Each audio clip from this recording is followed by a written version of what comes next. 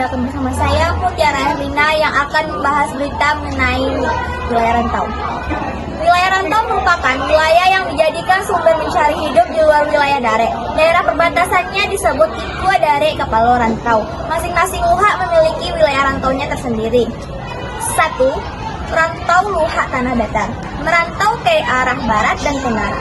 Daerah rantaunya meliputi 1. Rantau nan kurang aso 20, meliputi Lubuk Ambacang, Lubuk Jambi, Gunung Koto, Benai, Pangian Basra, Sitanjua, Kopa, Talua Ingin, Inuman, Siruntiah, Talua Rayo, Simpang Pulayang, Ajamole, Pasir Ringgit, Kuantan, Talang Mama, dan Kualotong. Rantau pasisir panjang atau disebut dengan Rantau Banda Sepuluh meliputi Batang Kapeh, Kuok Surantiah, Ampiang Perak, Kambang, Lakitan, Punggasan, Aye Haji, Painan, Badang, Salido, Tarusan, Tapan, Lunang, Selawi, dan Indropuro. Daerah ujung Dare Kapalo rantaunya adalah Anuriang Kayu Tanam, Guguk Kapalo Hilalang, Skincin, Toboh Pakandangan, 2 kali Sabale Anam Lingkuang, 7 Koto, dan Sungai Saria. 2.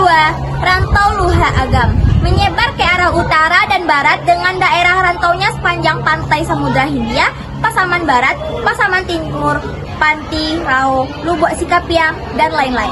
Sementara itu, ujung dari Kapalo rantaunya Pelembayan, Salare Ayi, Lubuk Basuang, Kampuang Pinang, Simpang Ampe, Sungai Garinggiang, Lubuk Bawan, Tigo, Koto Geragahan, dan Manggoko.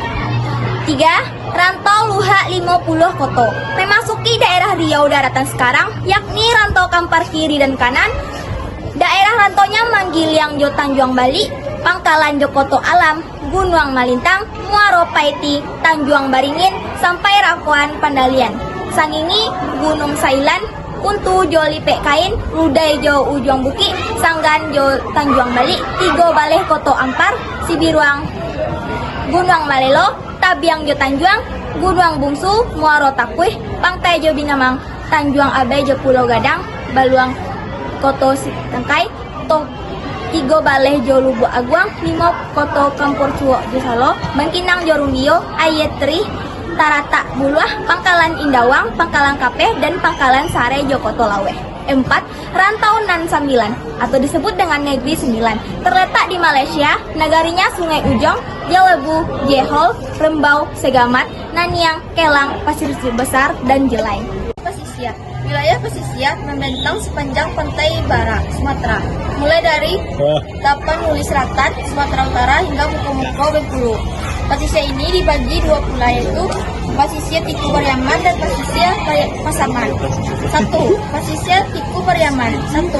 Jaman Lawe meliputi Kasang Yuduku, Sinto Jalubu Aluang, Sinto Puraira Tuji, Toboh Jo Pagandangan, Tiku Jo Pariaman, Nareh Jo Sungai Limau, Malai Sungai Garinggiang, 5 Koto Jo Kampung Dalam, Sungai Sare dan Samari, 2 kali Sabale Anam Lingku. 2. Padang Salapan, suku meliputi Lubuk Kilangan dan 20, Pulau Limo, Pawa 9, Sungai Sapiah, Lubuk Minturon, Kuto Tengah, Lubuk Bayo. 3.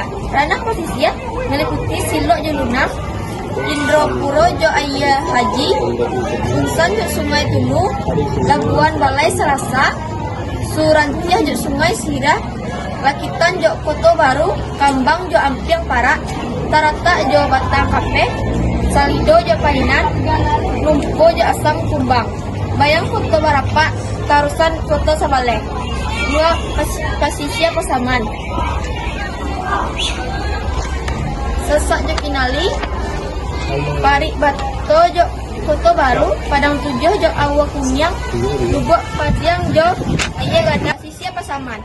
Sisa Jo Kinali, Parik Batu Jo Koto Baru, Padang 7 Jo Awa Kunyang, Lubuk Padiang Jo Aye Gadang, Sontang Muaro Kiawai, Sungai Aura Jo Ujong Agadiang, Pari Jo Aye Bangi, Padang Lunang, Panti Lubuk Sikapiang, Bonjo Jo Kumpalan, Malampe Harahan, Mati Cadang Panjang Jo Alu Manggi.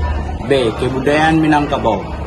Kue Jaraningrat 1990 mendefinisikan kebudayaan sebagai keseluruhan sistem gagasan, tindakan, dan hasil karya manusia dalam rangka kehidupan masyarakat yang dijadikan milik manusia. dengan belajar. Untuk kebudayaan, Kerajaan Ningrat membaginya dalam 7 unsur universitas saling berkaitan, yaitu sebagai 1. Bahasa, 2. Sistem pengetahuan, 3. Sistem kemasyarakatan atau organisasi sosial, 4. Sistem peralatan dan teknologi, 5. Sistem mata pencarian hidup, 6. Sistem religi, 7. Kesenian. Berikut 7 unsur universal kebudayaan Minangkabau sesuai dengan ditemukan Kerajaan Ningrat tersebut. 1. Bahasa. Minangkabau memiliki bahasa sendiri yang disebut bahasa Minangkabau atau bahasa Minang. Bahasa Minangkabau termasuk rumpun bahasa Austronesia yang berasal dari turunan masyarakat daratan tinggi Sumatera Barat. Kemudian berkembang ke daerah-daerah di sekitarnya sehingga ke negara sembilan Malaysia. Bahasa Minangkabau memiliki banyak dialek, bahkan antar pulau dalam satu negara saja berbeda dialeknya. Guru besar linguistik dari Universitas Andalas, Prof. Natra, dalam penelitiannya mengemukakan di Sumatera Barat dapat 8 dialek bahasa Minangkabau yang masih bisa dibagi lagi dalam beberapa subdialek. 8 dialek bahasa Minangkabau yang berkembang di Sumatera Barat adalah 1. Bahasa, 2. Sistem pengetahuan, 3. Sistem kemasyarakatan atau organisasi sosial, 4. Sistem peralatan dan teknologi, 5. Sistem mata pencarian hidup, 6. Sistem religi, 7. Kesenian. Berikut 7 unsur universal kebudayaan Minangkabau sesuai dengan ditemukan Kerajaan Ningrat tersebut. 1. Bahasa. Minangkabau memiliki bahasa sendiri yang disebut bahasa Minangkabau atau bahasa Minang. Bahasa Minangkabau termasuk rumpun bahasa Austronesia yang berasal dari turunan masyarakat daratan tinggi Sumatera Barat. Kemudian berkembang ke daerah-daerah di sekitarnya sehingga ke negara sembilan Malaysia. Bahasa Minangkabau memiliki banyak dialek, bahkan antar pulau dalam satu negara saja berbeda dialeknya. Guru besar linguistik dari Universitas Andalas, Prof. Natra, dalam penelitiannya mengemukakan di Sumatera Barat dapat 8 dialek bahasa Minangkabau yang masih bisa dibagi lagi dalam beberapa subdialek.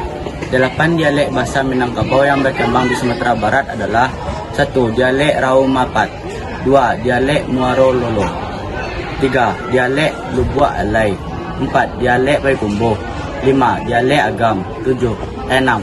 Dialek Pencuran Soal, 7. Dialek Koto Baru, 8. Dialek Lintau. Sistem pengetahuan. Orang Minangkabau menjadikan alam sebagai guru dan sumber pengetahuan. Filosofi alam terkembang jadi guru, mengharuskan orang Minangkabau belajar dan memperhatikan segala peristiwa yang terjadi di alam. Kemudian menjadikannya pengetahuan untuk diwariskan secara turun-temurun. Selain belajar dari alam, Minangkabau juga diharuskan mencari guru untuk menimba ilmu. Hal ini dilihat pada budaya merantau yang pada dasarnya tidak hanya sekedar mencari sumber kehidupan, tetapi juga mencari sumber ilmu pengetahuan. 3. Sistem kemasyarakatan dan organisasi sosial. Sebenarnya masyarakat Minangkabau tidak menganut sistem material secara utuh. Sistem kemasyarakatan dan organisasi sosial. Sebenarnya masyarakat Minangkabau tidak menganut sistem material secara utuh karena bersuku Kamandeh dan bernasab kaya. Hal ini tertuang jelas dalam adat Minangkabau seperti peranan bako dalam kekeluargaan. Istilah ranji yaitu garis keturunan menurut tali rahim. Sisilah yakni garis keturunan menurut darah ayah, serta pembagian harta warisan pencarian orang tua menurut hukum faraid dalam kekeluargaan. Jadi tidak bisa disimpulkan matrilineal semata. Nah, akan terhubung dengan ibunya, termasuk terhubung dengan kerabat ibu berdasarkan garis keturunan perempuan secara unilateral. Dalam sistem sosial dan budaya, ibu atau perempuan memiliki tempat tertinggi di Minangkabau. Minangkabau suku diatur berdasarkan suku ibu. Jika suku ibunya Seniago, maka anaknya bersuku Seniago pula. 4. Sistem peralatan dan teknologi. Tiap nagari di Minangkabau memiliki produk unggulan tersendiri dalam teknologi, serta membuat peralatan yang digunakan untuk membantu pekerjaannya. Selain itu, Rumah Gadang merupakan pencapaian tertinggi teknologi yang Minangkabau di bidang infrastruktur. Rumah Gadang termasuk salah satu bangunan tahan gempa yang masih menjadi objek penelitian hingga sekarang. 5. Sistem mata pencaharian. Wilayah Minangkabau yang dikelilingi api terdiri dari perbukitan dan lembah yang subur. Umumnya, mata pencaharian utama masyarakat Minangkabau adalah bertani, menggarap sawah, dan ladang. Di samping itu, ada juga yang berniaga mata pencaharian menjadi nelayan yang masyarakat pesisir, serta sumber-sumber mata pencaharian lainnya. 6. Sistem religi. Ada istilah yang berkembang, orang Minang itu Islam Badaria. Orang Minangkabau itu penganut Islam yang teguh. Artinya, setiap yang mengaku orang Minangkabau itu pasti yang harus beragama Islam. Yang ketujuh, kesenian. Kesenian bagian dari adat istiadat di Minangkabau. Adanya urang mudo di Galanggang. Setiap nagari di Minangkabau memiliki galanggang sebagai tempat berkumpulnya masyarakat, terutama orang muda.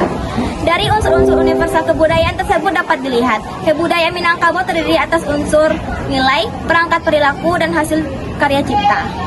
Nah, dalam kehidupan sehari-hari, untuk memahami kebudayaan Minangkabau dapat dilihat dari 3 unsur, yaitu alam berpikir berupa sistem pengetahuan masyarakat, 2 aktivitas sosial berupa kumpulan perilaku, 3 karya fisik dari budaya berupa benda-benda teknologi hasil buatan masyarakat untuk menunjang aktivitas sosial sehari-hari yang khas bercirikan Minangkabau.